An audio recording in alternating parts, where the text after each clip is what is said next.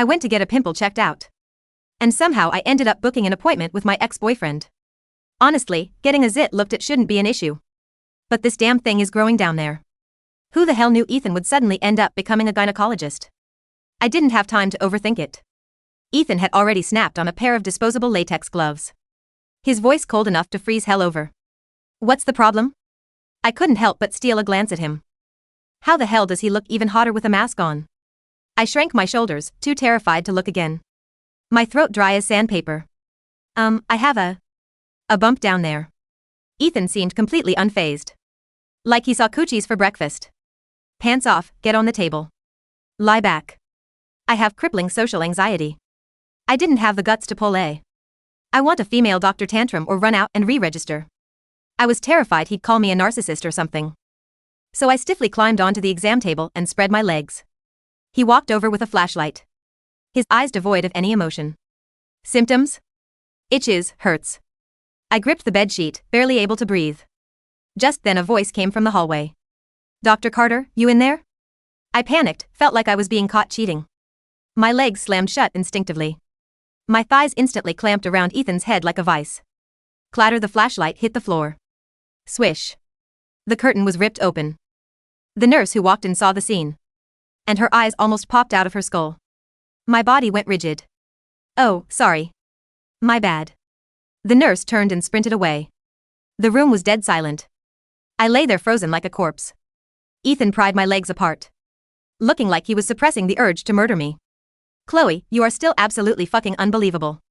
I was stiff, harder than a 300-year-old zombie. But inside my brain was screaming. Just cremate me now. I want a factory reset on my life. The air was silent for a long time. I thought Ethan was going to slap me. But he didn't. Acting like nothing had happened. He picked up his tools. Sat back in his chair and started typing on the computer. I went limp, pulling my pants up to cover my shame. My voice weak. I'm sorry. I was just too nervous. Ethan had his back to me. Don't apologize. I've done some bad shit in my life. Running into you is just my karma. Me? He asked. Traveled anywhere recently? Took a long train ride. Had sex with your boyfriend recently? Me. Ethan turned to look at me. His gaze heavy with pressure. I need the truth or I can't make a diagnosis. My face burned red. No. Then I heard Ethan let out a scoff. A laugh. It's nothing serious. Just folliculitis and ingrown hair. Don't sit for too long, I squeezed out a smile. Uglier than crying. It's not that kind of disease, right? Ethan said ruthlessly. You haven't even been laid. Can't get it. I felt like he was stabbing me with his words. But I had no proof. Ethan and I have a toxic history. Junior year of college, I was playing truth or dare with friends. They dared me to confess to the campus playboy, Brad. I'd had a crush on Brad for ages. This was my chance. So on a dark, moonless night, I cornered Brad near the cafeteria. I saw a silhouette. Rushed up and kissed the living daylights out of him. When I let go, I realized I kissed the wrong guy. I had sucked face with Brad's roommate, Ethan. Ethan was the campus king. Pale, handsome. Rich and taken. Because of my assault.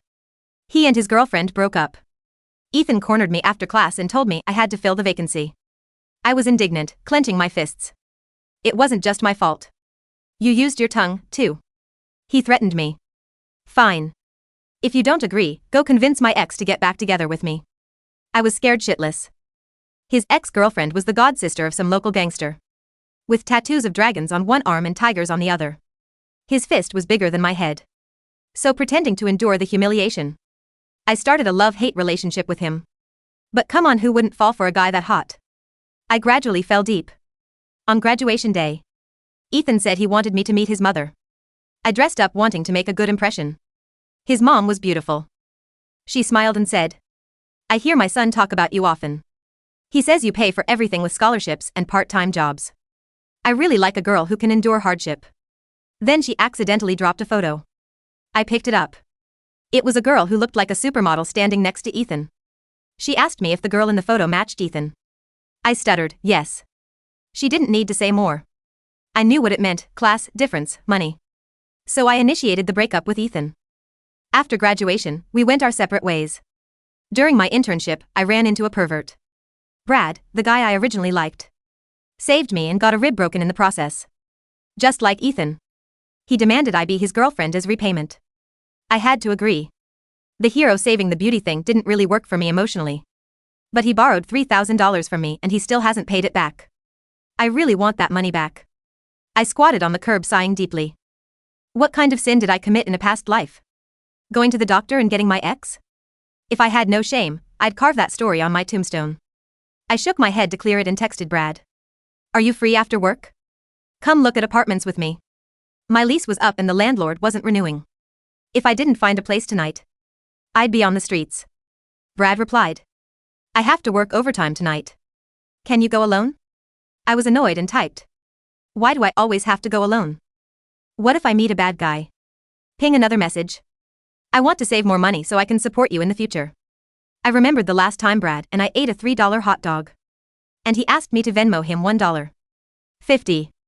I silently deleted the text and went to find a place myself. I didn't have much money. The best option was a shared apartment. I contacted the tenant and went over. Standing at the door, Ethan and I stared at each other. The app hid personal info. I really didn't expect it to be him. It was awkward as hell. I laughed dryly. Sorry, wrong door. I turned to leave. At that moment, I heard laughing coming from the stairwell. I looked down and saw my boyfriend, Brad. I was about to smile and to show off Brad in front of Ethan. To regain some dignity. When I noticed the woman wrapped around his arm. My smile died. I didn't cry immediately. I comforted myself, maybe it's a client. Then I saw him kiss her. Welp. My heart turned to ash. I couldn't process the cheating right then. The urgent issue was avoiding them. Just as they reached the landing, I turned around and jammed my hand against the closing door. Ethan wasn't prepared. He didn't expect me to have the strength of an ox. I shoved him back. I clasped my hands together.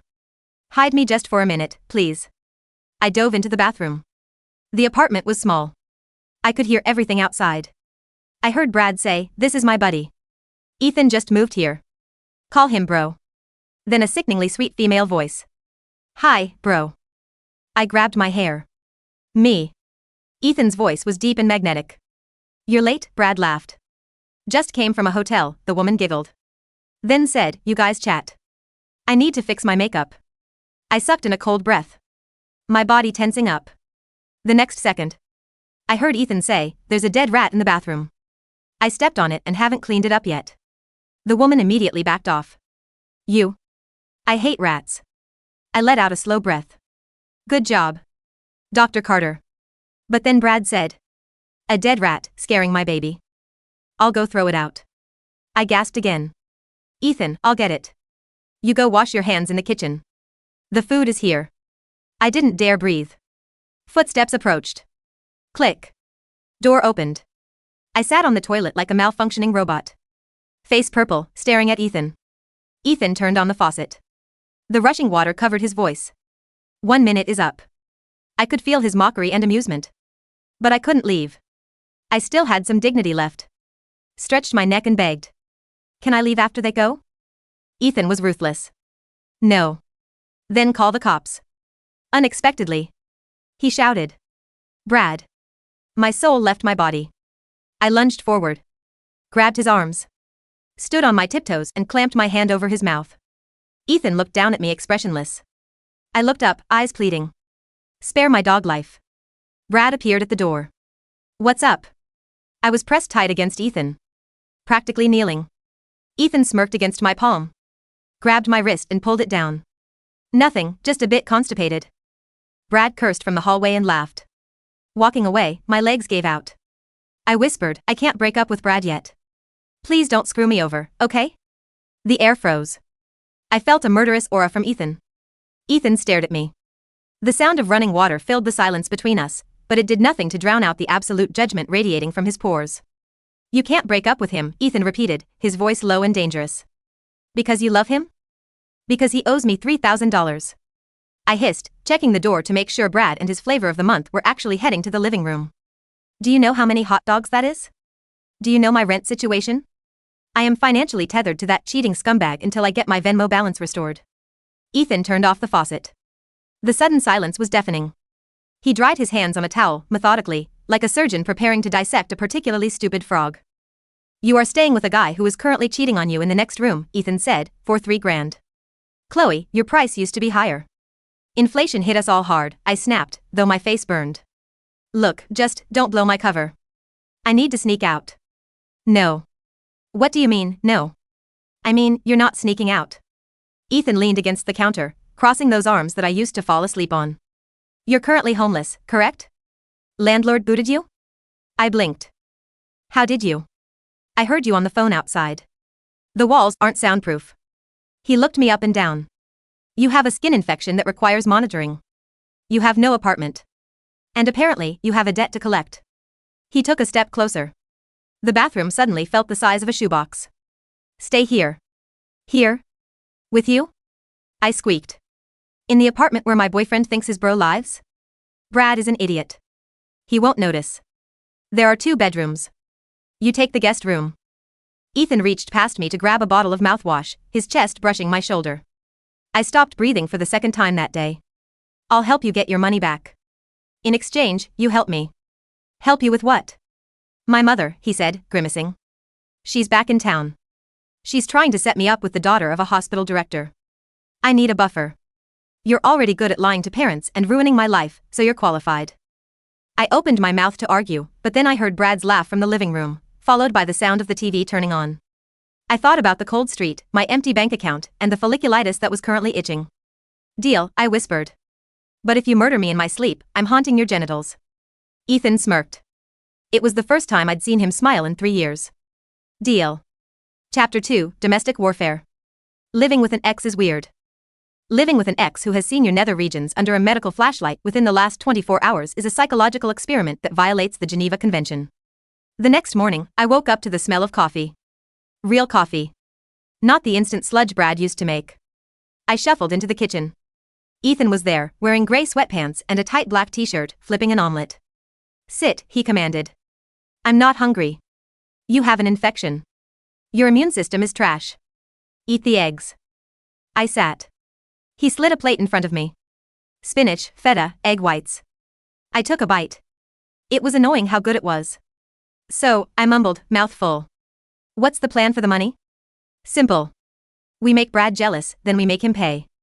Ethan sat across from me, sipping his black coffee. Brad's ego is bigger than his bank account. He cheats because he's insecure. If he thinks he's losing his ATM, that's you, he'll panic. He'll try to buy your affection back. He doesn't have money to buy me back. That's why he borrowed mine. Brad just bought a new motorcycle. I saw it on his Instagram. Ethan tapped his phone. He has money. He just doesn't want to give it to you. Rage flared in my chest. A motorcycle? I was eating expired ramen last week. Okay, I said, stabbing a piece of spinach. How do we make him jealous? Ethan looked at me over the rim of his mug. His eyes were dark, unreadable. By letting him see that you've upgraded. Just then, my phone buzzed. It was Brad. Babe, sorry I couldn't help with the apartment. Work was crazy. Did you find a place? Ethan snatched the phone from my hand. Before I could protest, he typed a reply and hit send. Yeah, I found a great place. My new roommate is a doctor. He's super fit. Keeps walking around shirtless. Talk later. I stared at the screen in horror. Are you insane? He's going to come over here and fight you. Let him try, Ethan said coolly. I fixed his broken rib 3 years ago. I know exactly where to hit to break it again. Chapter 3, The Dinner from Hell. 3 days later, the plan went into motion. Brad, predictable as ever, panicked at the mention of a hot doctor roommate. He demanded we get dinner. He wanted to check out my living situation, but I told him the landlord didn't allow guests yet. Instead, we met at a fancy Italian restaurant. Ethan insisted on driving me.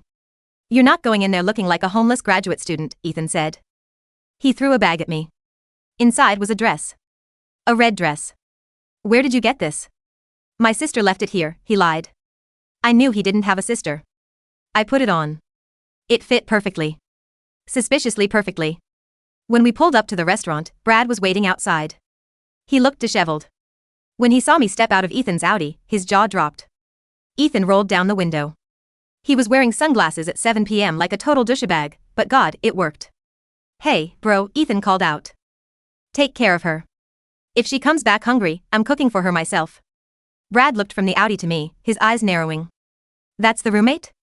Yeah, I said, trying to keep my voice steady. Dr. Carter. He's intense. Dinner was a disaster. Brad spent the whole time asking about Ethan. Does he have a girlfriend? Is he gay? Why is he driving an Audi? Brad, I interrupted, slamming my hand on the table.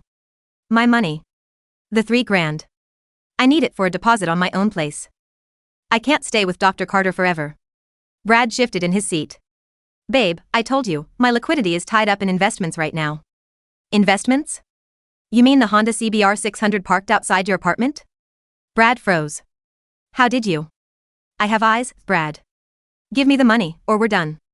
Brad reached for my hand, putting on his best puppy dog face. The same face that worked 3 years ago when he saved me. Chloe, don't be like that. I love you. We're a team. Just give me 2 more weeks. I'm actually meeting a huge client tonight. Big payout. My resolve wavered. I was weak. I was pathetic. Suddenly, a waiter appeared. Compliments of the gentleman at the bar. He placed a bottle of expensive wine on the table. I looked over. Ethan was sitting at the bar, nursing a whiskey, staring right at us. He raised his glass. Brad turned purple. Is that him? Why is he here? Coincidence? I squeaked. Ethan walked over. He towered over the table. Chloe, you forgot your medication, he said, placing a small pill bottle on the table. It was vitamins, but Brad didn't know that. You need to take it with food. And you, he looked at Brad, his eyes cold enough to freeze nitrogen. You're sitting on a wallet that looks pretty thick. Pay the lady. Excuse me? Brad stood up. Stay out of this, bro. I'm not your bro, Ethan said. And if you don't transfer her the money in the next 10 seconds, I'm going to tell your client, who is currently walking through the door, that you have chlamydia. Brad whipped around. A woman in a business suit was entering. You wouldn't, Brad hissed. Try me. I'm a doctor. I diagnose people just by looking at them. Ethan pulled out his phone. 5 seconds. Brad frantically pulled out his phone. Ping. Venmo received, $3,000. We're done, Brad, I said, the relief washing over me like a tidal wave. We are so done. I grabbed the wine bottle and stood up. Ethan offered me his arm. Shall we? Chapter 4, The Truth Hurts. The ride home was quiet. I stared at the Venmo balance, feeling lighter than I had in years. Thank you, I said softly. Don't thank me yet. You still owe me a favor with my mother. Right. The mother. I sighed. Why did we really break up, Ethan? Back then. It wasn't just the photo, was it? Ethan gripped the steering wheel tighter. The knuckles turned white. The girl in the photo was my cousin, Chloe. She's a model in Milan. My mother used that photo to scare you off because she thought you weren't high status enough. My heart stopped. Your cousin. I tried to tell you, he said, his voice strained. But you dumped me via text and blocked my number. Then I heard you were with Brad. The hero who saved you. He pulled the car over to the side of the road and killed the engine. He turned to face me. That night, when you were attacked by the pervert? Brad didn't save you. I frowned. Yes, he did. He had a broken rib. He told me he fought the guy off while I was unconscious. Ethan let out a bitter laugh. He reached for the hem of his shirt and pulled it up. There, on his left side, was a faded, jagged scar. I saved you, Chloe. I was following you because I knew it was dangerous to walk alone there. I fought the guy. I took the hit. By the time the police came, I had passed out from the pain. Brad found us. He told the cops he did it. He took the credit while I was in surgery. I stared at the scar. The world tilted on its axis. It was you. I woke up in the hospital, and you were already his girlfriend. You were nursing him back to health for a broken rib that he probably got from falling off a bar stool. Tears pricked my eyes. Why didn't you tell me? Would you have believed me? Ethan looked away. You already thought I was a player. You thought I cheated on you. I had too much pride to beg you to believe the truth. I'm an idiot, I whispered. Yes, Ethan agreed. You are. But you're my idiot. He leaned in. The air in the car grew hot. I forgot about the folliculitis. I forgot about Brad. I forgot my own name. His lips brushed mine. It wasn't like the accidental kiss freshman year. This was deliberate. Possessive. Dr. Carter, I breathed. Is this part of the treatment? This, he murmured against my mouth, is just the triage. Chapter 5, The Mother of All Problems. We didn't sleep in separate rooms that night. But of course, the universe hates me. The next morning, as I was wearing nothing but one of Ethan's shirts and making coffee, the front door opened. "Ethan, darling, I brought you some." Ethan's mother stood in the doorway. She looked exactly the same as she did 3 years ago, elegant, expensive, and terrifying. She dropped her designer bag. Her eyes landed on me. "You," she gasped. "The scholarship girl." Ethan walked out of the bedroom, buttoning his pants. "Mom. Don't start. Ethan. You told me you were focusing on your career. That's why you became a gynecologist." She pointed a manicured finger at me. "And you brought her back? The one who broke your heart?" "I'm the one who broke her heart because of your meddling," Ethan said firmly. He walked over and wrapped an arm around my waist. "And she's staying. Permanently." His mom scoffed. "Please. She's a gold digger. She left you for that other boy the moment things got hard." Actually, I spoke up. My voice shook, but I forced myself to stand tall. "I left him because I thought I wasn't good enough for your world. I thought money mattered more than feelings. But I just spent 3 years with a guy who cared about nothing but money, and I learned my lesson. I have my own job now. I have my own, well, I have $3,000. And I love your son. Not his money. Him. Even if he spends all day looking at other women's parts." Ethan choked back a laugh. His mother stared at me. The silence stretched for an eternity. Finally, she sighed. She walked over to the table, picked up the photo of the model that was still sitting on the counter. Ethan kept it there to remind himself of his cousin, apparently. "Fine," she said. "At least you have a spine now. Last time you looked like a frightened rabbit." She looked at Ethan. "If you hurt him again, I will have you deported. I don't care if you're a citizen." "Understood," I saluted. Epilogue, factory reset complete. 6 months later. I was sitting on the exam table again. But this time, I wasn't terrified. "Okay," Ethan said, snapping on the gloves. "Let's take a look. Is it weird that you're my boyfriend and my doctor?" I asked, staring at the ceiling. "Legally, I can't be your doctor anymore. I transferred your file to Dr. Liu down the hall," Ethan said, pulling his mask down. "But I'm doing a personal consultation." "And the diagnosis?" "The folliculitis is completely gone," he said, standing up and peeling off the gloves. "You are in perfect health." "Good," I grinned, wrapping my legs around his waist as he stepped closer. "Because I have a lot of lost time to make up for." "Wait," Ethan said, holding up a finger. "One thing first." He pulled a piece of paper out of his pocket. It was a check. Brad tried to sue me for emotional distress regarding the motorcycle incident.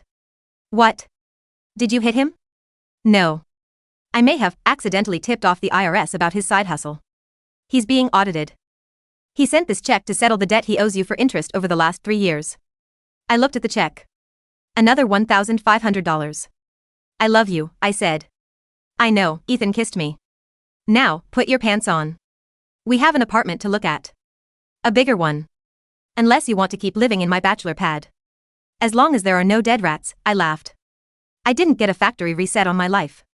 I got a system upgrade. And honestly? It was worth every awkward, humiliating second.